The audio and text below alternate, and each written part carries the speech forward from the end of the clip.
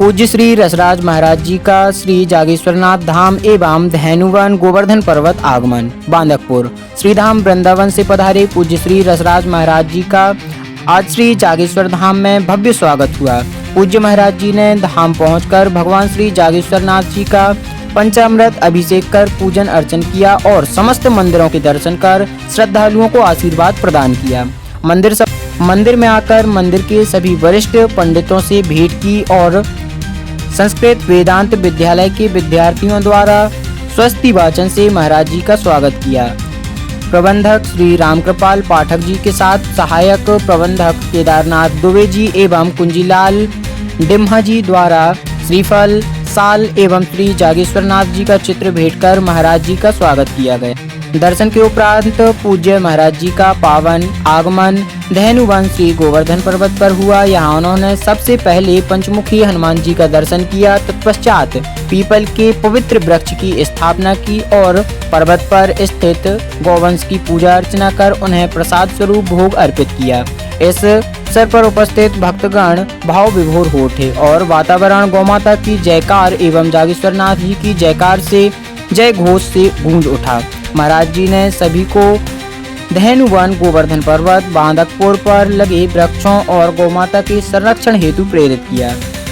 मंदिर प्रबंधक रामकृपाल पाठक इन्होंने बताया कि सभी महाराज जी के आगमन से बड़े प्रसन्न हुए और साथ ही माननीय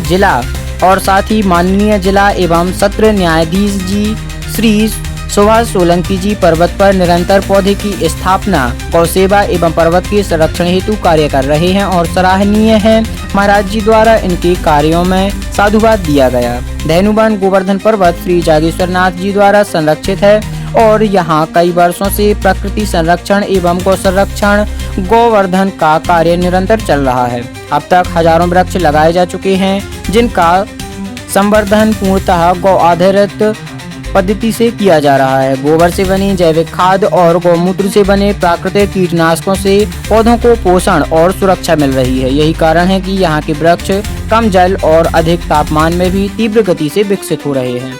धार्मिक मान्यता है कि गौ माता समस्त देवताओं का निवास स्थान है और वृक्ष जीवनदायिनी शक्ति का प्रतीक है। जहाँ दोनों का संरक्षण साथ ही होता है तो यह केवल आस्था ही नहीं बल्कि पर्यावरण और समाज के लिए भी वरदान सिद्ध होता है। वैज्ञानिक दृष्टि से भी गौवंश और वृक्ष आपस में जुड़े हुए हैं। गाय से प्राप्त उत्पाद मिट्टी की उर्वरा और पौधों की रक्षा करते हैं, वहीं वृक्ष वायु को शुद्ध कर जीवन को सुरक्षित बनाते हैं। जी महाराज जी।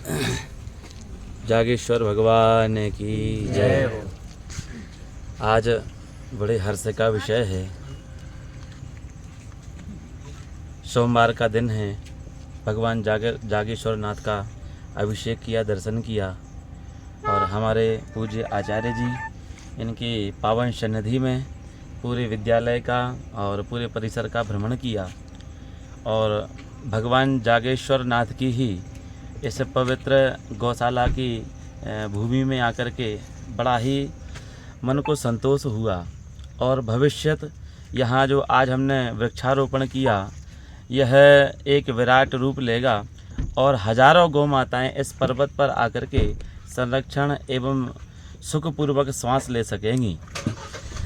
मूल बात यही है कि आज सबसे ज़्यादा गौ माता के ऊपर अत्याचार हो रहा है और इस पूरे बुंदेलखंड में गौ माता की सबसे ज़्यादा दुर्दशा है और प्रायः लोग गौ माता के ऊपर जैसा ध्यान देना चाहिए वैसा नहीं दे रहे हैं। पर इस स्थान पर आकर के और जागेश्वर भगवान का दर्शन करके यहाँ की जो व्यवस्थाएं हैं गौशाला की हैं और भविष्य जो कार्य प्रणाली है यहाँ की देख करके मन को बहुत संतोष हुआ।